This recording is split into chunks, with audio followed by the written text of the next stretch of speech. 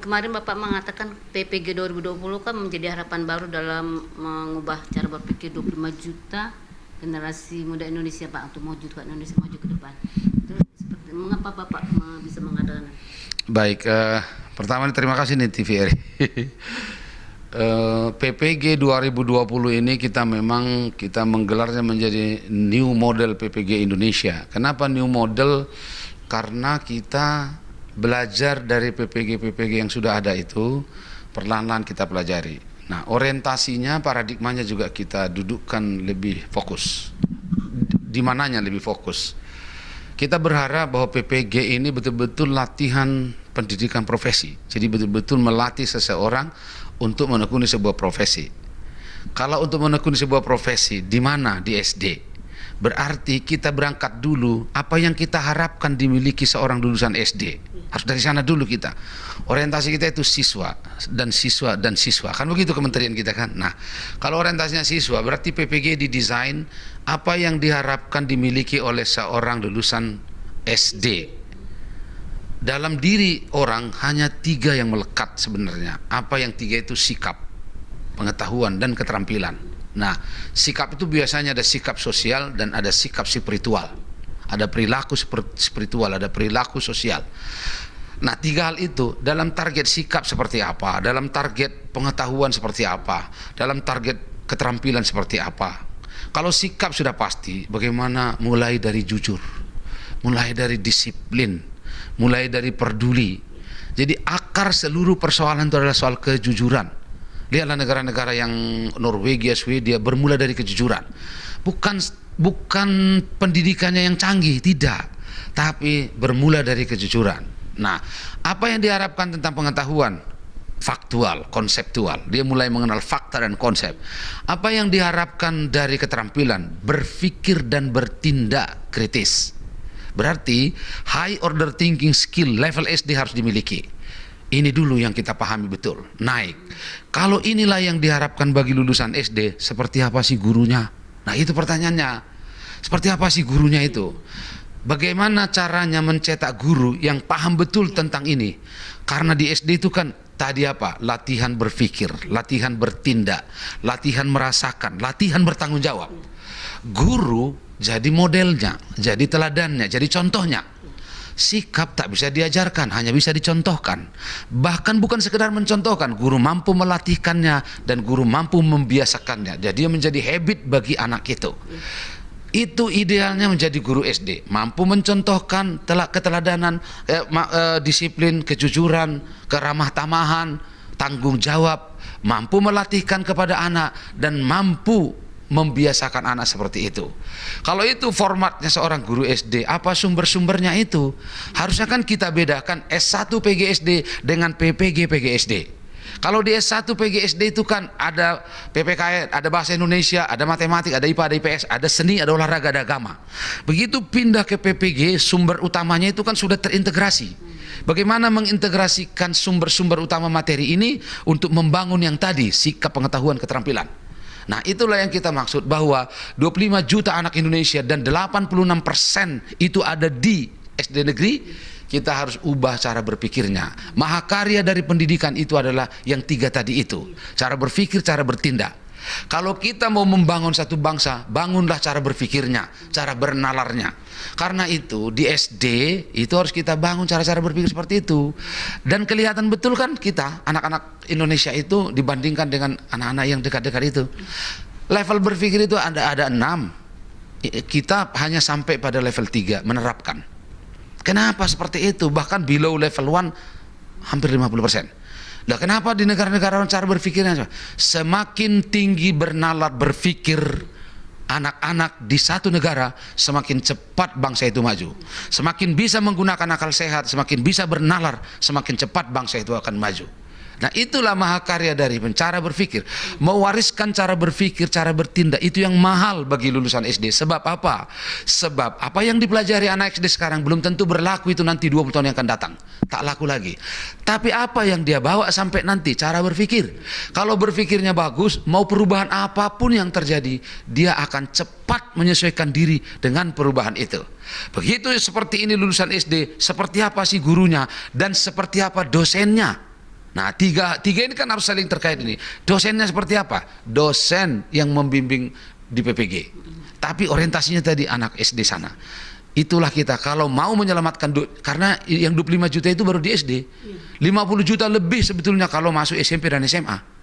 Nah, tapi yang 25 juta ini kan baru di SD nih sekarang. Nah, bagaimana cara menyelamatkan sebuah generasi? Bagaimana para pemimpin akan membangun satu bangsanya? Mewariskan generasi yang lebih baik cara berpikirnya dari yang ada sekarang ini. Kalau kita akan memiliki seperti kata Socrates, mahakarya dari satu generasi atau satu kepemimpinan adalah mewariskan generasi yang lebih baik itu. Nah, inilah PPG yang kita rancang itu. Karena itu PPG ini hanya didesain dalam 3 kegiatan. Nah, meskipun kita harus mengakui begini, bahwa kita menginginkan kondisi yang ideal, tetapi sekarang keadaan kita tidak normal karena ada COVID. Tapi ada yang tidak bisa ditawar di PGSD ini. Kalau pendalaman materi, kan 3 saja, pendalaman materi, perancangan perangkat pembelajaran, dan PPL. Ada 3 yang tidak bisa ditawar, ada 1 yang tidak bisa ditawar maksud saya. Yang pertama, ya soal PPL-nya. Kalau pendalaman materi kita bisa daring, kalau perangkat pembelajaran kita bisa daring atau online, tapi kalau PPL, bagaimana caranya? Nah, inilah yang sedang kita pikirkan sekarang. Mudah-mudahan COVID ini cepat berlalu supaya PPL kita ini betul-betul PPL di sekolah. Karena tidak mungkin melatihkan seperti tadi saya bilang. Guru yang mau kita latih ini mampu menjadi teladan, contoh menjadi model, tapi mampu melatihkan dan mampu membiasakan. Nah, bagaimana caranya mau mempraktekkan, membiasakan kalau sekolah misalkan sampai Desember nanti tutup? Nah, inilah tantangannya. Kenapa new model? Karena dirancangin dulu blended sebetulnya, blended learning. Tahu-tahu sekarang mau kita coba di online, tidak ada blendednya, tidak ada tetap muka. Tapi saya yakin ke depan juga blended. Nah, itu argumentasi pertama. Kenapa kita nggak bisa di sekolah? Karena lebih banyak porsi di SD itu sikap. Hampir 70% materi SD itu soal sikap. Jadi pengetahuan dan keterampilannya 30. Kalau dominan sikap kan tidak mungkin daring. Bagaimana melatihkannya lewat daring? Nah, itu tantangan besarnya begitu. Nah, yang kedua kita memang bagaimana caranya supaya asumsi yang kita gunakan hanya guru-guru yang dilatih dengan active learning, dilatih dengan pembelajaran kreatif, dilatih dengan blended learning, mampu menerapkan itu. Karena itu para mahasiswa PPG ini harus benar-benar merasakan seperti apa sih merancang belajar blended itu atau hybrid learning itu, dan seperti apa sih merancang bagaimana mengintegrasikan semuanya dalam satu aktivitas. Kan di SD ini kan kelihatannya terintegrasi semua itu. Terintegrasi. Matematik, wacana IPS, IPA itu bisa diramu sedemikian rupa sehingga terintegrasi. Bukan diajarkan terpisah-terpisah karena asumsi kita di SD belum ada mata pelajaran. Yang ada itu tematik terpadu. Jadi baru terpadu dia. Tidak ada di SD. Yang ada mata pelajaran itu nanti di SMP. Jadi jangan terlalu terburu-buru. Kita sering sekali terburu-buru membuat mata pelajaran di SD. Anak-anak hari ini kita belajar matematik. Enggak, matematik hanya sumber. Harus mestinya berikan wacana. Di sana nampak matematiknya, nampak perilaku, nampak IPA-nya, harus seperti itu sebenarnya. Nah kan berarti yang ketiga, kita harus melahirkan guru-guru yang bisa meramu seperti ini. Kalau di PGSD coba, idealnya kan yang mengajar PGSD itu adalah orang-orang yang lulusannya PGSD, 1 S2 PGSD. Tapi kan tidak ada. Akhirnya dosennya kan di PGSD itu ada dari matematik, ada dari PS, ada dari bahasa. Nah, tapi kalau di PPG jangan lagi. Harus terintegrasi. Nah, itu yang ketiga. Yang keempat, kita menyadari betul bahwa seorang guru itu harus punya lebih dari muridnya. Itulah makanya kita beri namanya advance material.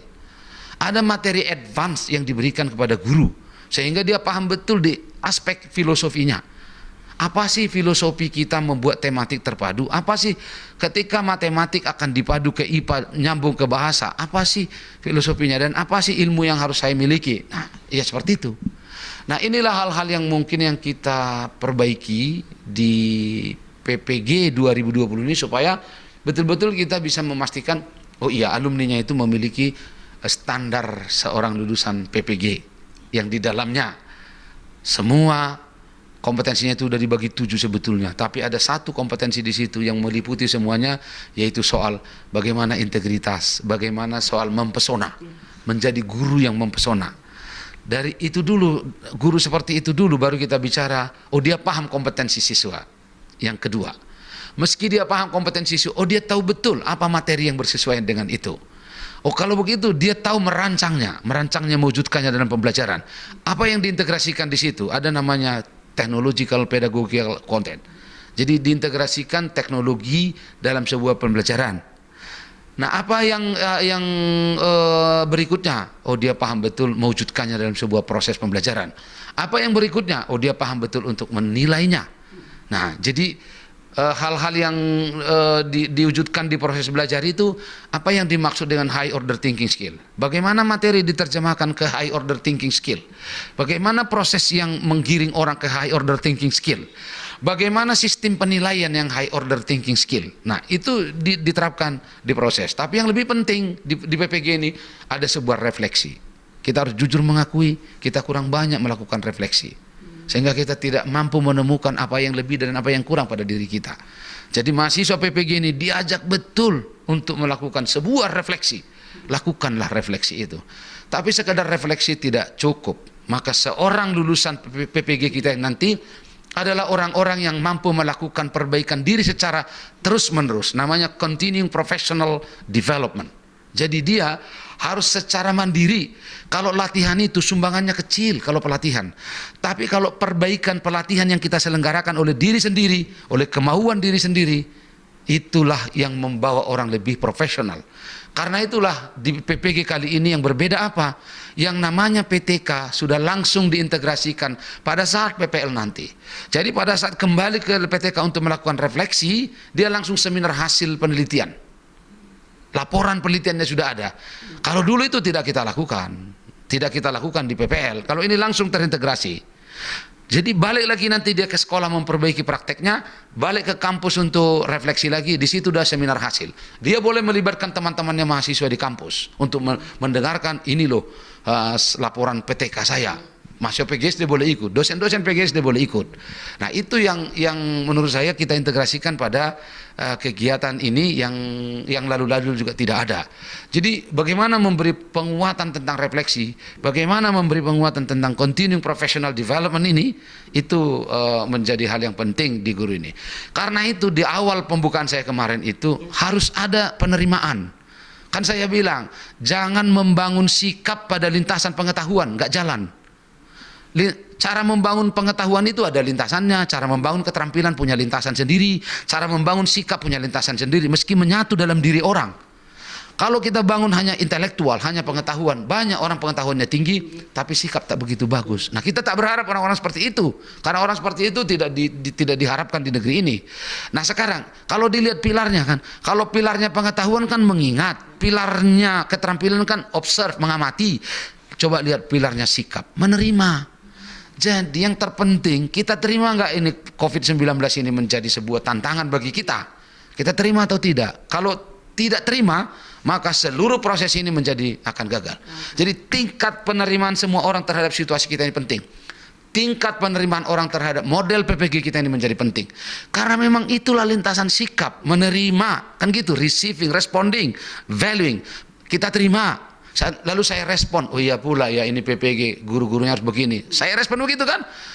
Saya mulai memberikan penilaian pada diri saya atau pada kegiatan ini, oh ini memang bagus. Itu tahapannya begitu. Begitu baru saya mau mengerjakannya. Orang puasa karena berterima. Kalau orang tak terima puasa tak bisa dikerjakan dengan baik. Maka sikap permanen hanya lahir dari sebuah penerimaan. Makanya dibilang receiving, responding, valuing, doing menjadi characterizing. Jadi menjadi karakter orang. Itu lintasan sikap. Kalau lintasannya bagaimana orang berketerampilan kan dia amati, dia bangunnya sebuah pertanyaan, kenapa ini begini handphonenya ya? Apa memorinya lebih hebat? Saya mau buat yang lebih bagus dari sini. Makanya create. Paling tinggi dari sebuah keterampilan orang kan menciptakan sesuatu yang baru dari apa yang sudah ada ini dengan kata kunci inovasi dan added value. Ada nilai tambah yang dia berikan, inovasi namanya. Kalau lintasan pengetahuan kan sudah di jaringannya. Makanya pengetahuan dan keterampilan itu menyatu menjadi create, tapi dibalut oleh sikap. Lihat, orang bertindak seperti berdua ini ke sini kan, yang bekerja pertama sikap. saya harus datang ke Unimed dan saya harus ini. Itu kan sikap. Jadi ketika orang bertindak, sikapnya dulu bekerja, baru keterampilannya, baru ini keterampilan ini, mewawancara ini keterampilan ini, baru bekerja keterampilan dan pengetahuan. Tapi kalau sikap buruk, keterampilan dan pengetahuan juga nggak bisa bekerja. Sayangnya ketika orang belajar, yang diperoleh pertama itu adalah pengetahuan, dan paling mudah mengajarkan pengetahuan. Makanya kadang-kadang guru kita mau mutar-mutar di pengetahuan karena gampang mengajarkan itu, lupa dia melatihkan sikap tadi. Nah, ketika bertindak sikap yang di depan, kalau belajar pengetahuan yang di depan, makanya sulit untuk memadukan ini sebenarnya. Siapapun yang bertindak, kalau keterampilan dan pengetahuan yang duluan itu sombong.